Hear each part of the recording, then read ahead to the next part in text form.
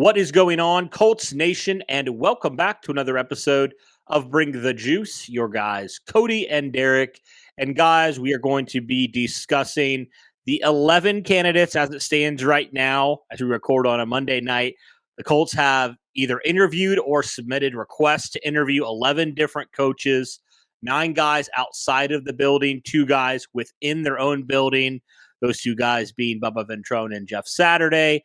So what we are going to do in this episode, guys, before the Colts inevitably probably put up some more coaching requests in the coming days and weeks, we're going to rank, in our opinion, and we'll probably have an updated list as we get a little bit closer and further down the line and we get like the full list of candidates. But right now we're going to rank from 11 to 1 our interest and our thoughts on those guys. And I know we've both put out different lists, so we have different guys in different ways. We'll explain why we do. But we'll start with 11. We'll start with the guy that we would least like to see with the Colts. Who would that be for you, Derek? For me, this is the only guy on the list so far that is outside the organization that I would not have over Bubba Ventrone or Jeff Saturday at this point.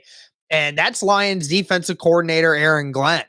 I know you're a little higher on him than me, just a little bit, but I do not want Aaron Glenn in this building. I know that people have a lot of respect for Aaron Glenn and consider him a really good defensive mastermind, but it's no question that the Lions defense this last year was the worst defense in the NFL from a yardage standpoint.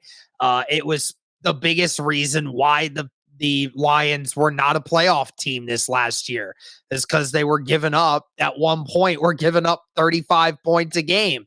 So clearly, I know that they don't have a ton of overall talent right now, and they're a really young defense, but it was still the worst defense in the NFL.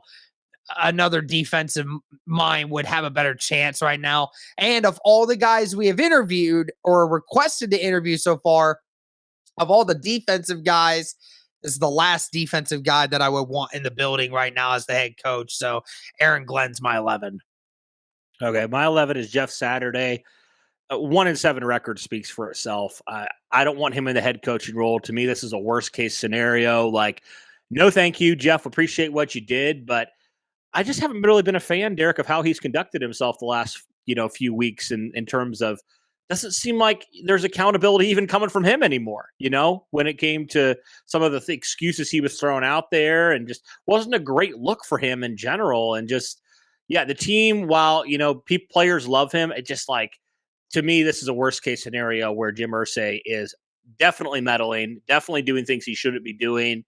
And honestly, this could set the franchise back. Like, I would rather have, in my opinion, a guy that didn't have, a good defense, but has some coaching experience. Like, that's to the point where I'm at with Saturday. And so, to me, it's very like, I think I'm sure we have about the same there for 11 and 10, because my 10 is then him as well. Right. So I totally understand Aaron Glenn, not really a name that's a whole lot of people are getting super excited about. I do wonder if it's just like the Colts have said, we're going to cast a wide net, and that's how wide it gets, because the Lions were doing a lot of awesome things this last year. And so maybe they're just like, hey, well, we want to see both these coordinators and just get an interview with both these guys. But neither of these guys impressed me. This should be the 2 weakest candidates, in my opinion. And 2 guys that really, I don't think their track record warrants them even getting consideration for this job. Mm-hmm. Yeah, my number 10 when it comes to the rest of this group, that's going to be Jeff Saturday for me. And like you said from a bunch of things before, Jeff Saturday doesn't have the pedigree to really be a head coach at the moment. He gets along with the guys. He respects people. He gets a lot out of his players. But the problem is he's still not great at managing the game, and he's not good at understanding, play calls. So that's a situation where we just need more. So I'm not looking into, having Jeff Saturday back at number 10. But like I said, I'd rather have him than Aaron Glenn at this moment. And I would not because of the literally no experience compared to Glenn. Has some experience. So that would be for me the tipping point. Yeah, I got you. Cool. Let's move on to number 9. Who you got? Bubba Ventrone here at number Okay. 9 for me. I like Bubba. I obviously the respect of everyone in the building is there for Bubba Ventrone. Everyone loves him, and clearly, like when it comes to his special teams unit, he has had that unit on lockdown for the last 5 years. I mean, this Colts special teams unit always seems to be one of the best units in the NFL when it comes to doing its job, which is always a good thing. It lets you know that the coach is on top of things. But again, going back to the same argument with the Jeff Saturday situation, I don't know. Like again, having respect from the players is only going to get you so far. I don't know what Bubba Ventrone offers to running a team in general, right? Like I just don't know what he would offer in that regard. So that's why I have him so far down here. Is again, a lot of guys can have respect to get respect from the players. That's not that hard in today's league to do that. So, if that's all you have coming into it, then it's still going to be low on my list here. So number 9, Bubba Ventrone. All right, so this was going to be controversial, but for me, number 9 is Eric Bieniemy, and for the simple reason, I know I'm going to get some pushback on this, which is totally fine. Colts fans are going to hate you. I know they are, but I just don't get a good feeling about if you were to hire Eric Bieniemy. I just don't. I mean, how often, Derek? I mean, you see guys already like teams that are having success on offense. Some of these guys are going to be head coaches in a couple of years, if not this year. But like Eric Bieniemy's had opportunities, but he's never gotten a head coaching job, And for me, it's just like something just doesn't add up, right? He still shouldn't be at this spot where he is. And so I don't know what it is. You can't argue with the success the Chiefs have on offense, but how much of that is Andy Reid? We know what a genius he is, one of the best coaches of all time, and Patrick Mahomes, who's probably the best quarterback in the league. So like, how much of that is Bieniemy versus how much of that is the brilliance of Andy Reid and Patrick Mahomes? That's my kind of question. I know there's been some concerns about, some character concerns and fighting with some guys in the locker room. I want to steer clear of all that stuff. I don't even want to think about that kind of stuff. I want a guy that's going to hold people accountable, but not a guy that's going to isolate players and, potentially hurt this locker room. This locker room is already in a fragile place right now. And I just don't think, for me personally, Eric Bieniemy does it for me. Yeah, it'll be very interesting with Eric Bieniemy, and I'll talk with him a little bit further down my list. But yeah, I mean, I will say this on the one aspect that you have with Eric Bieniemy is, I was talking with my friend about this the other day. We've talked about it several times since like the end of the season's come around, and we keep bringing up Eric Bieniemy's name every year, right? Like literally over the last 5 years, Eric Bieniemy's name keeps coming up in the coaching candidate cycle every year, and people wonder like, why is he not a head coach yet? Why is he not a head coach yet? Like, guys, how many interviews has he had at this point and he doesn't have a job yet? Like, it makes me wonder, like, is it really because people don't want him as a head coach? Is it really because the system is rigged? Or is it simply maybe because he's not a good interview? I mean, maybe he's not. I mean, that could be very simple with that. And like you said, when it comes to the coattails of Andy Reid, right? I mean, that's the big thing here. Bieniemy doesn't call plays. Andy Reid does that. And Andy Reid's the offensive genius. And, because of, Patrick Mahomes being in that system the last 4 years, I mean, no question that the Chiefs are unstoppable. I mean, and we saw earlier in the year when, Bieniemy was having issues with Patrick Mahomes going into halftime of the Colts game. We saw those two jawing at each other a little bit. I mean, there's people that have said that Bieniemy rubs people the wrong way. So that doesn't surprise me why he may not be a head coach right now. Yeah, exactly. So I don't know. I just get a weird feeling from him, so I'm just going to steer clear of that. So that's why I'd put him there. But for number 8, Derek, who is your number 8 guy and why? Number 8, I have Hierro Ivero, the defensive coordinator for the Denver Broncos.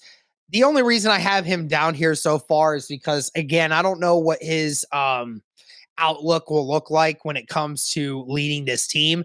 No doubt that he has taken this defense for the Denver Broncos and has really made them shine this year, in spite of the fact of the Denver Broncos having the second worst offense in the NFL this year.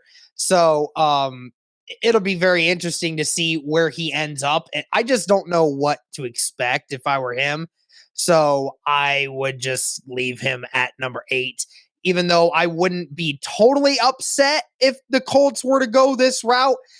I still would like to go some other options here, though. Okay. For me, I got to go Bubba Ventrone at 8. I mean, for the reasons that you said, right? I mean, I don't know. I feel like you need to go get an outside guy who has some experience with the offense and defense. Just a guy that can, like, a guy that's very smart schematically. Like, not that Bubba isn't, but like, how much do you trust him to find guys, to find assistants, to find that those things. I trust other guys ahead of this list to get those guys, even if Bubba's not going to be the guy that's calling plays or anything like that. Like, I think for me, it's like I feel like there's other guys on this list that are going to bring in more high quality guys than probably Bubba can find, if I'm being completely honest. So I love Bubba. I think he's great. I hope, and I don't know if it's going to happen, but it'd be awesome to have him back as special teams coordinator this next year because he's done a fantastic job with that unit. But saying that is like, I just don't think for head coach, I'm glad they're giving him an interview, but like, I don't know. I just think there's some more appealing options to me personally. So that's why I have him so far down the list here. But for number 7, Derek, who do you have for number 7? Wink Martindale, the defensive coordinator for the Giants. Wink has definitely had his fair share of great scenarios that he's come into. He has really solidified that defense for the Giants. It has not been anything amazing, Cody, but it has done really well for the kind of roster that it has right now.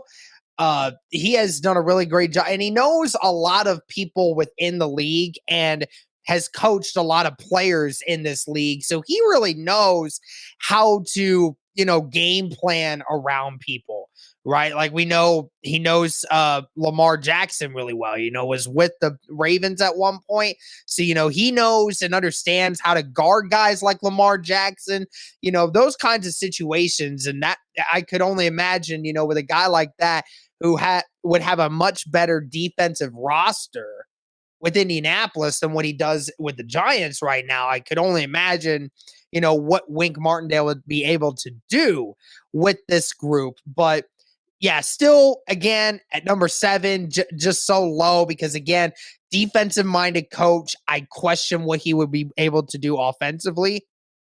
So that's why Martindale, for me, is going to be at number 7. Yeah, he's been a guy that's been in the league for, years, decades. For me, though, personally, what I'm looking for in a head coach, I want like a new, fresh perspective. You know what I mean? Like, I want a new guy that maybe doesn't have like head coaching experience necessarily, but like is exciting. I want an exciting prospect who, could take this team to another level. And I think Wink, as great as he is, I think he's a very qualified candidate for sure. But I think just, you kind of know what you have with him a little bit more. Whereas some of these other guys, you don't know. And I think for me, that excitement of the unknown is why I kind of have him down here on the list. I have the same here at number 7, Wink Martindale. I think he's done a good job with the Giants defense, certainly, but I just think there's some other guys that personally excite me a little bit more. Yeah, absolutely. So yeah, number 7, absolutely. Number 6 for me, I'm gonna go Raheem Morris here. I was Okay. half tempted to put him at 5. I originally did, but number 6 here for Raheem Morris, defensive coordinator for the Rams, a guy that definitely knows his stuff, has been a head coach in this league before.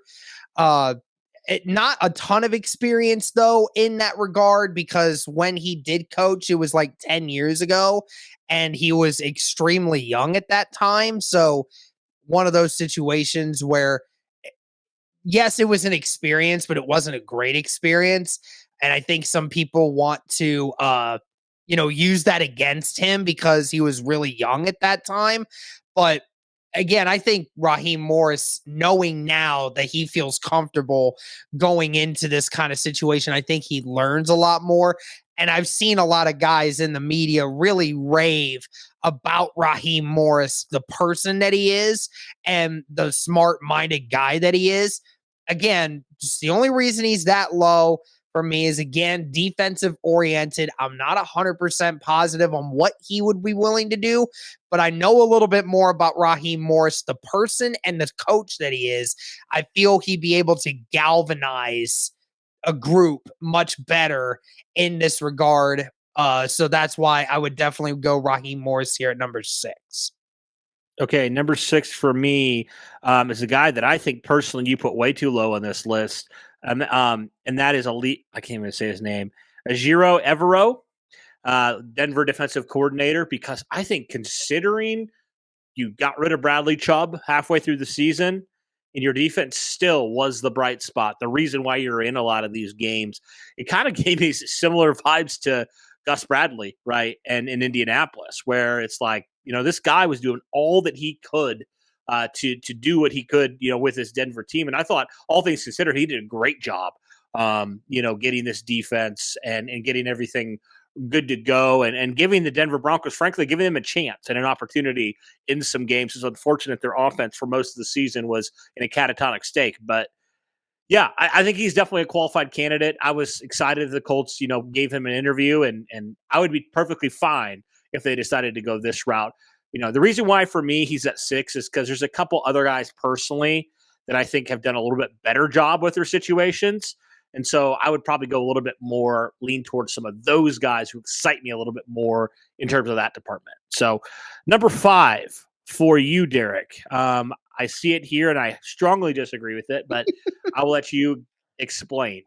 Yeah, I'm going with Eric Bieniemy here at number 5. Again, offensive minded guy who has been around the league for a long time.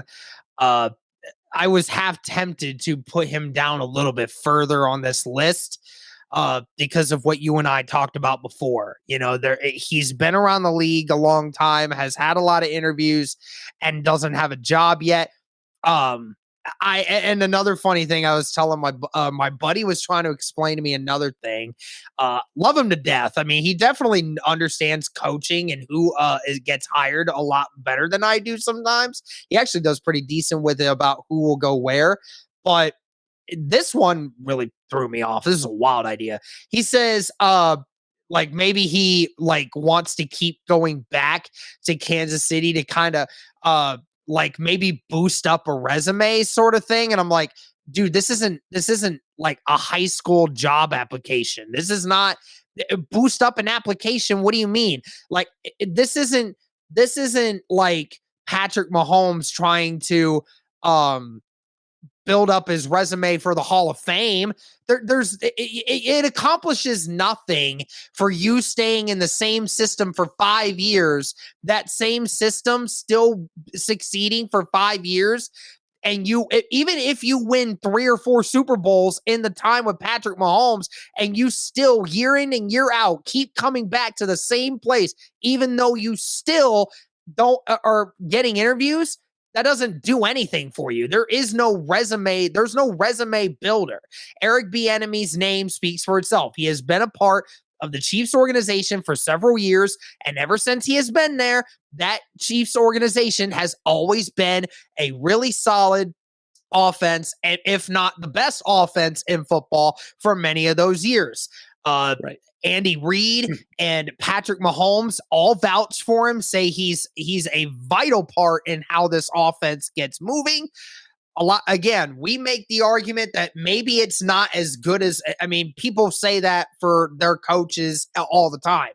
That might not actually be true. They're just talking him up. We've seen Frank Reich do this with several of our coaches before when they didn't do their jobs very well, but Frank Reich was trying to do his due diligence, trying to help them out. That's kind of how it was. And maybe that's the same way for Eric Bieniemy. But at the end of the day, Eric Bieniemy's name is still there. He's still a guy that offensively, you have to respect it. And because, Cody, we're in a situation where the offense matters the most right now for the Indianapolis Colts, trying to figure something out offensively. That's where I feel the biggest weight is for Eric Bieniemy being this high. So that's my number 5. Who do you have at number 5? For number 5 for me, and this is where like I feel like I'd be very comfortable with any of these guys in the top 5. For me, Raheem Morris Mhm. is my number 5 for the reasons you already stated. I feel like he was kind of given the raw end of the deal. His last opportunity as a head coach, he was kind of just like told like, "Hey, we're going to do all these things for you," and it kind of felt like his hands were tied in certain ways. I believe that was in Tampa a number of years ago, and it just never felt like he got a fair shot at it. So I would be perfectly fine with him as a head coach. He's had some experience before, so he knows what it takes. He's probably learned a ton from that time. And so I would be perfectly fine with him at number 5. And really, like any of these guys, I'd be pretty happy with within my top 5. Mhm. Yeah, definitely. Raheem definitely is a good one at 5. My number 4, I'm going with Mike Kefka, the offensive coordinator for the Giants. The Mm-hmm. Colts haven't actually gotten the chance to interview him yet. Yep. I think it was reported that he's supposed to be interviewed before their game on Saturday, if I'm not Okay. mistaken. Um, Gotcha. but Kafka has really done a fantastic job. I mean, I was talking about it after the game this last weekend with the Giants and how people were trying to say, oh, it's the Vikings defense. Oh, it's the Vikings defense. I get it's the Vikings defense, but like even the Colts offense only scored 7 points on that same Vikings defense, by the way, folks. So, and they also, and I mean, say as you wish, the Colts do have more offensive talent on that roster than what the Giants do. But yet the Mm-hmm. Giants always find a way to do something. They don't have great tight ends. They don't even have a wide receiver on their roster right now that would be a top 2 wide receiver on any team in the league. Like, and they are Right. still, Daniel Jones is still putting up amazing numbers. Daniel Jones statistically has had the greatest season of his career so far, his young career, and by a long shot. And it's not even close.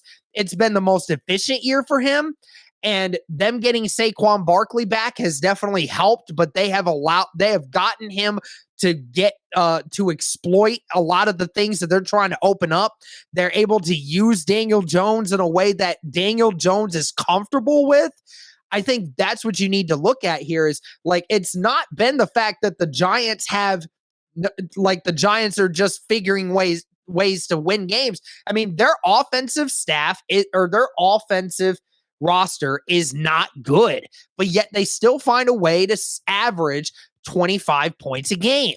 And it's so important that you're able to do that. And their offense just finds ways to win games. And especially over the last several weeks, Daniel Jones has been turning it up.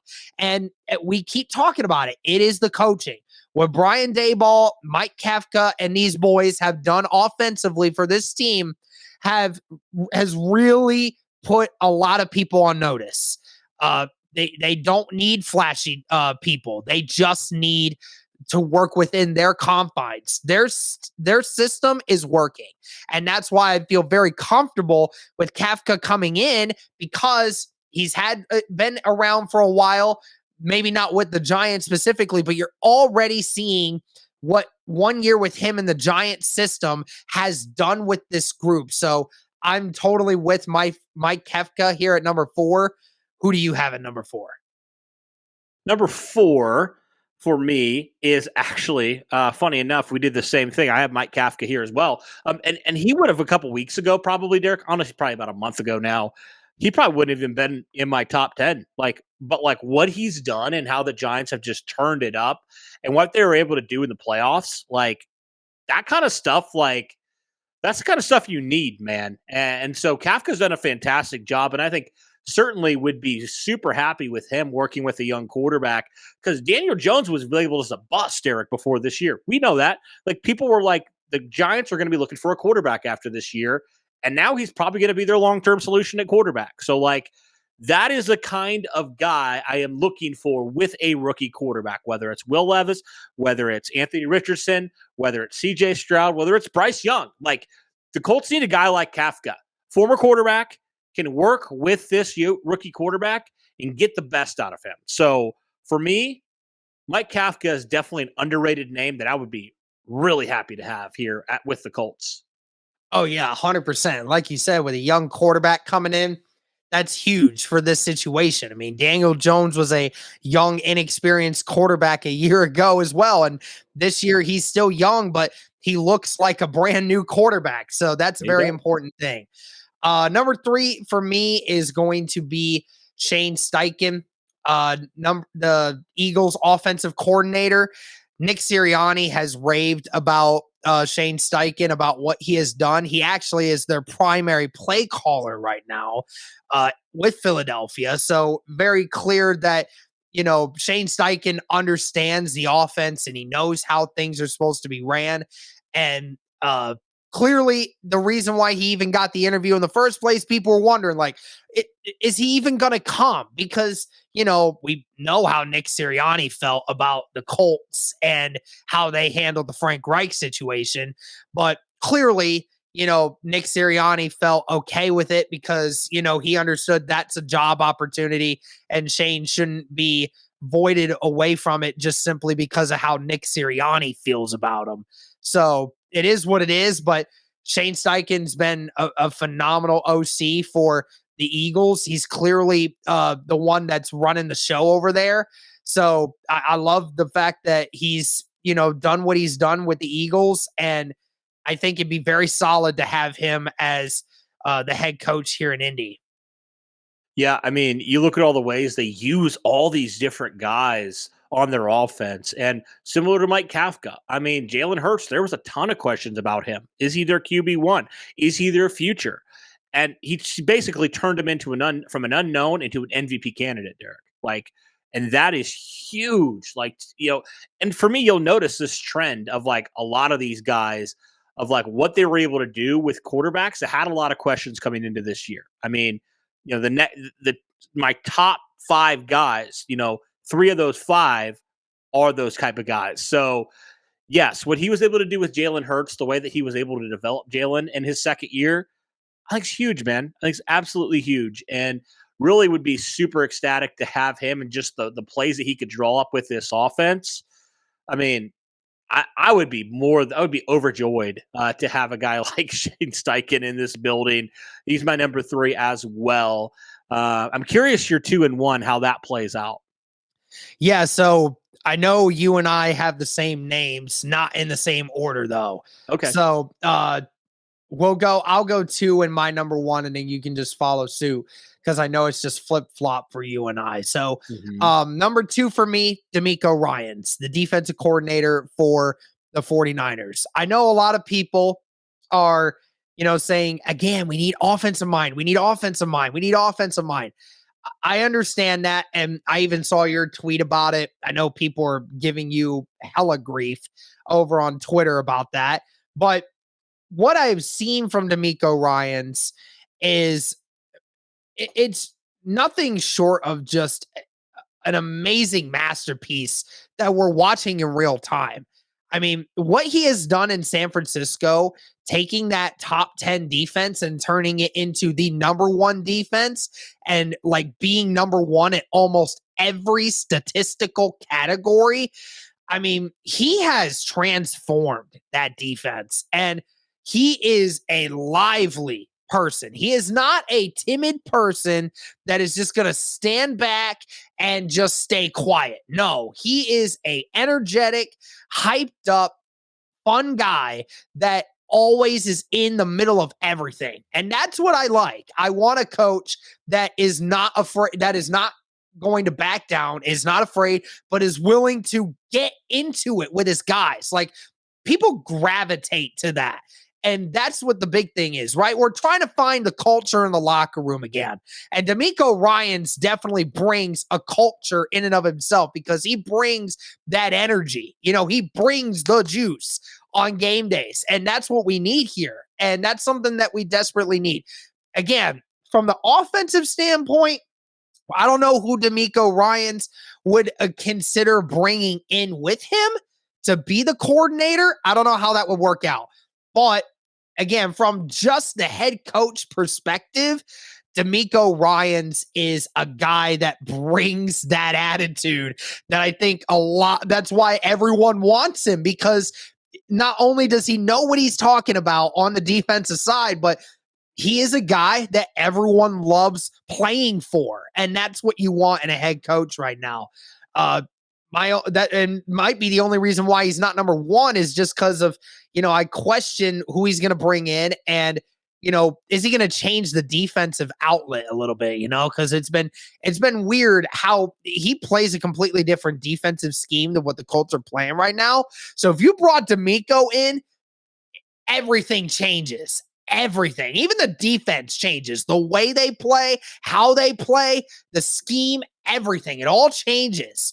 But it probably changed for the better. Even though, this defense was already pretty good this last year, it might even get better. But my number one is going to ultimately be Ben Johnson, the offensive coordinator from the Lions.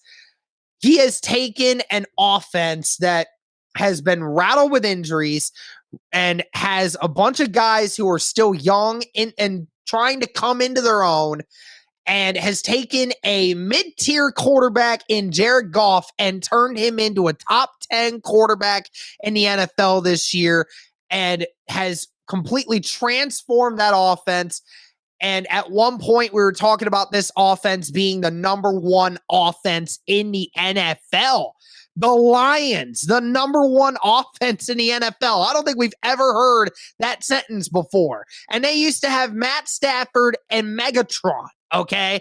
And we never heard them say that before. They used to have Barry Sanders, and we never heard that from before. He took DeAndre Swift, who is a guy that has just struggled to find ways to get going into his own. They have gotten him involved. Jamal Williams this year just broke Barry Sanders' touchdown record. Jared Goff just threw over 30 touchdowns this year in single-digit turnovers and threw for over 4,000 yards. Again, one of the best seasons he's had all of his career. They've turned it into a vertical offense, Cody. And that's what I think the Colts really need, that is Ben Johnson's creativity and willingness to expand the field, right? Because you have receivers that can do it. You have Alec Pierce who can run a 4.4. You have Paris Campbell who can run a 4.3. You have guys that can get open and guys that can burn you. If you go and get more receivers, then you can potentially get even more. But you have these tight ends who are big, strong, and guys that I think that Ben Johnson would just die for, to have 2 6'6" tight ends on their roster that are just mismatches for whoever it is, especially in the red zone. And I think that's why Ben Johnson's my number one for me, is because his ability to take players and make the best out of them is second to none. And there's so many coaches around the league that have stated so much that Ben Johnson is going to be an all-star head coach at some point. I mean, Zach Taylor of the Bengals has said that. Dan Campbell has said that. There are so many guys that believe in Ben Johnson. And when you got a lot of coaches in the league that are saying that Ben Johnson's going to be one of the best at some point, that's a candidate you need to go and get. So who's your number 2 and 1? Ben Johnson, number 2, agreed, for the same reasons as the other guys, but even to a better degree. Like the fact that he was able to take this Lions offense, including trading away TJ Hawkinson, still having one of the best offenses in the NFL, taking a mid-tier quarterback, turning him into a top 10 quarterback, a guy that everybody, the Rams just dumped off for literally nothing. Like everybody said, this guy's overrated. He's trash.